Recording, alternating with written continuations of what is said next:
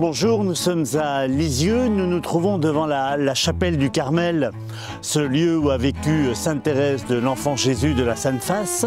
Mais à côté de la chapelle, nous avons un petit lieu qui s'appelle le Mémorial Sainte Thérèse, qui nous dévoile un certain nombre de secrets de Thérèse. Je vous emmène le découvrir.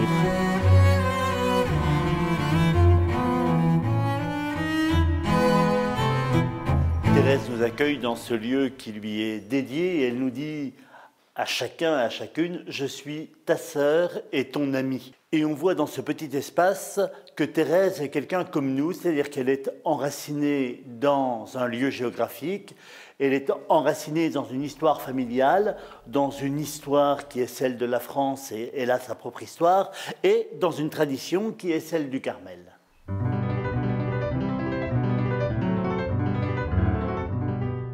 Une vitrine très importante qui est la vitrine du nom de Thérèse, Thérèse de l'Enfant Jésus de la Sainte Face. Mais nous avons ici un objet qui est très intéressant puisque une sculpture qui a été faite en 1909, avant le procès de béatification, qui nous montre véritablement l'esprit de Sainte Thérèse, c'est-à-dire Thérèse à genoux devant l'Enfant Jésus qui prend des roses et les jette sur la terre. Et cette sculpture nous dit une des phrases les plus importantes de Thérèse, « Je veux aimer Jésus et le faire aimer ».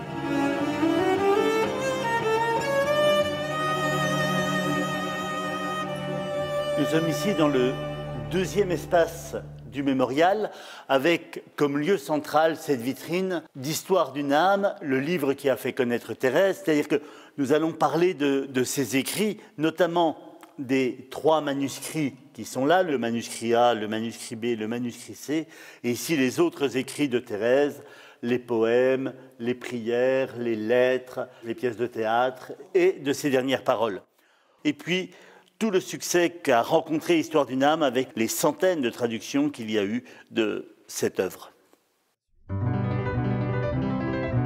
Pour la première publication d'Histoire d'une âme, les sœurs de Thérèse avaient eu l'idée de mettre une photo de Thérèse, puisqu'on a la chance d'avoir 47 clichés qui ont été pris par sœur Geneviève avec cet appareil qui se trouve ici. Céline a créé des fusains, et c'est ces images qui vont aussi être diffusées à des millions et des millions d'exemplaires, qui vont faire connaître Thérèse en même temps qu'Histoire d'une âme, la petite sainte aux roses. Cette petite sainte aux roses, les gens qui lisent Histoire d'une âme racontent au Carmel de Lisieux les grâces qu'ils reçoivent et qui vont être publiées dans ces pluies de roses. Et notamment pendant la guerre 14-18, des militaires aussi bien français qu'allemands qui vont écrire au Carmel, si bien que des gens vont venir sur la tombe de Thérèse. On voit ici des missionnaires, mais on voit aussi des poilus, des soldats qui vont se confier à Thérèse. On voit d'ailleurs que certains écrivent même sur la croix elle-même leurs intentions. Il va y avoir un procès qui va être ouvert et qui va finalement aboutir à la béatification de Thérèse et à sa canonisation.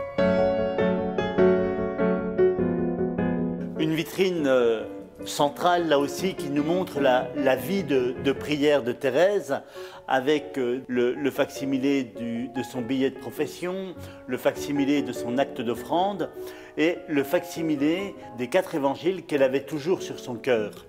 Avec 2 choses très émouvantes.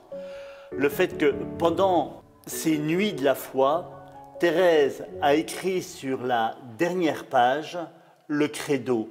Mais elle l'a écrit non pas avec de l'encre, elle a piqué son doigt et c'est avec son sang qu'elle écrit le credo pour montrer vraiment que ce credo de l'Église, elle y tient presque plus qu'à sa vie encore.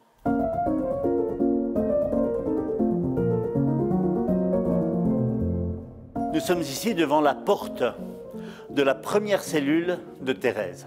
Une porte qu'elle a franchie de nombreuses fois et nous invitons les pèlerins qui viennent ici à franchir le seuil de cette porte et même à s'arrêter en franchissant cette porte pour confier leurs intentions à Sainte Thérèse de l'Enfant Jésus.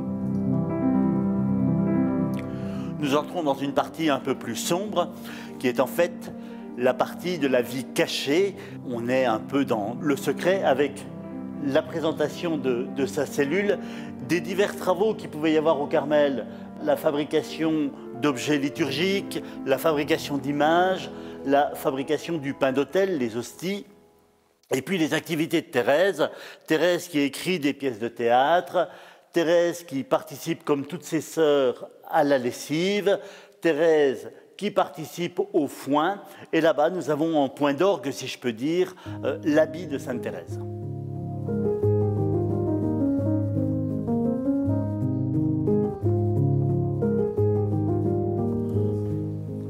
Nous sommes ici dans la galerie des ex-voto. On voit beaucoup d'ex-voto, c'est-à-dire des remerciements à Thérèse pour les grâces reçues. Et puis nous avons ici un petit ensemble où Thérèse nous explique ses armoiries et on voit différentes reproductions de ces armoiries. Tout au long de cette galerie, il y a un certain nombre d'objets qui ont été offerts à Thérèse ou en remerciement pour des grâces ou simplement pour son passage. Et nous avons tout au fond, en fait, Thérèse qui parcourt le monde entier avec ses reliques et les gens qui lui font des cadeaux. Et donc on peut visiter les 5 continents en regardant où Thérèse a été et les cadeaux qu'elle a reçus.